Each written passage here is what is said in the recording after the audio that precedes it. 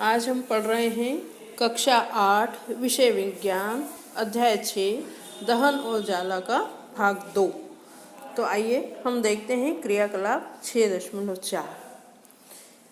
सावधानी रखना है, जलती हुई मोमबत्ती से सावधानी से काम लीजिए। क्रियाकलाप देखेंगे। कागज के 2 कप तैयार करिए। इनमें से एक कप में 50 ml जल डालिए।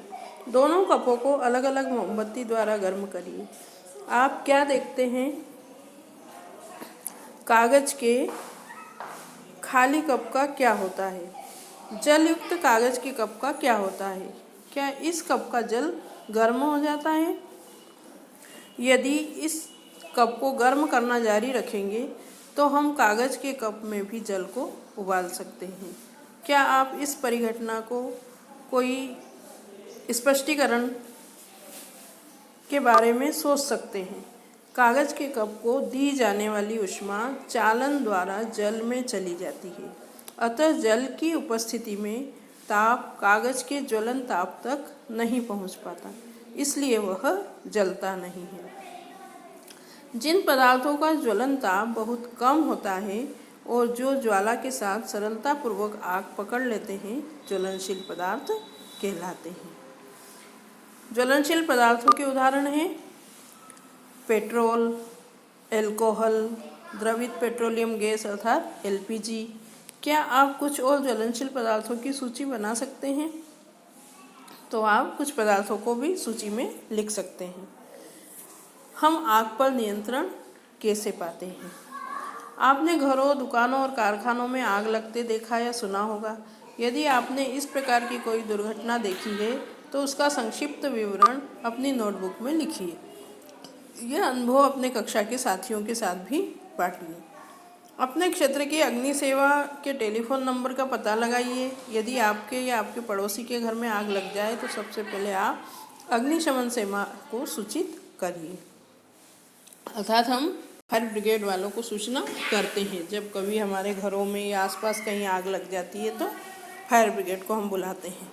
यह ज़रूरी है कि हम सबको अग्निशमन सेवा के टेलीफोन नंबरों की जानकारी होना चाहिए, अर्थात हम कैसे बुलाएंगे जब तक हमारे पास फ़ोन नंबर नहीं होंगे।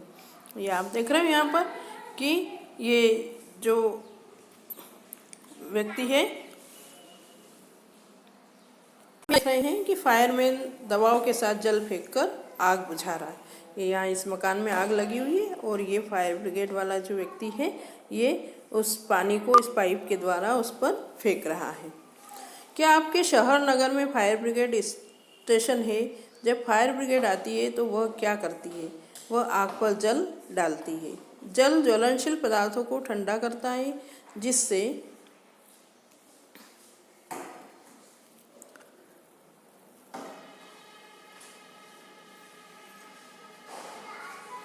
उनका ताप उनके ज्वलन ताप से कम हो जाता है। ऐसा करने से आग का फैलना रुक जाता है।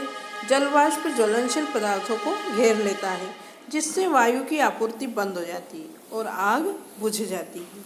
आपने पढ़ा है कि आग उत्पन्न करने के लिए 3 आवश्यकताएं होती है। क्या आप इन आवश्यकताओं की सूची बना सकते हैं?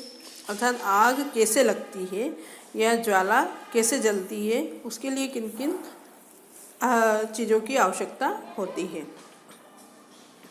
ये आवश्यकताएं हैं ईंधन, वायु या ऑक्सीजन और ऊष्मा। ईंधन के ताप उसके ज्वलन ताप से अधिक करने हेतु इनमें से एक या अधिक आवश्यकताओं को हटाकर आग को नियंत्रित किया जा सकता है। अर्थात ये जो 3 आवश्यकता हैं, इनमें से अगर आप किसी एक को भी हटा देंगे तो आप आग पर काबू पा सकते हैं। आग बुझाने वाले का कार्य वायु का प्रवाह काटना या ईंधन का ताप कम करना या दोनों होते हैं। ध्यान दीजिए कि अधिकांश स्थितियों में ईंधन को हटाया नहीं जा सकता। उदाहरण के लिए यदि किसी भवन में आग लगती है तो संपूर्ण भवन ही ईंधन होता है।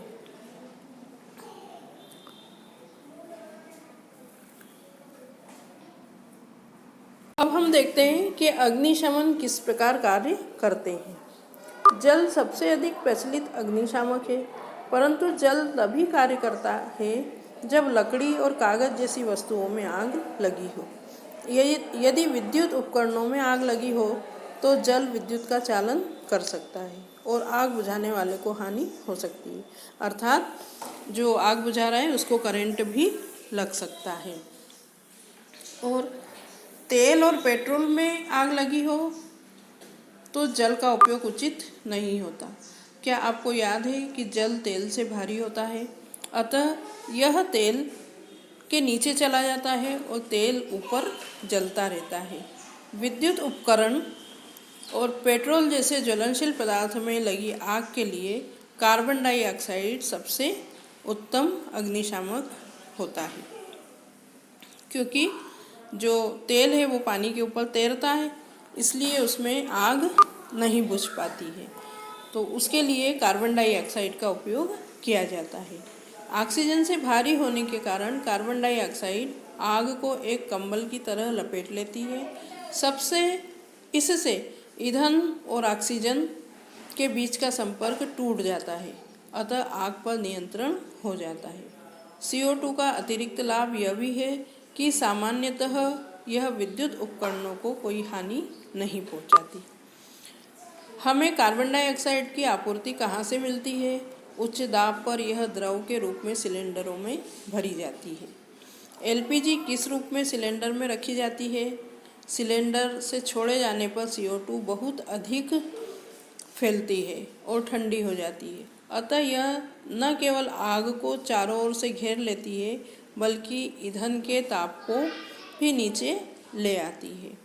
इसलिए यह अति उत्तम अग्निशामक होती है, अर्थात कार्बन डाइऑक्साइड से आग बुझाना और सरल होता है।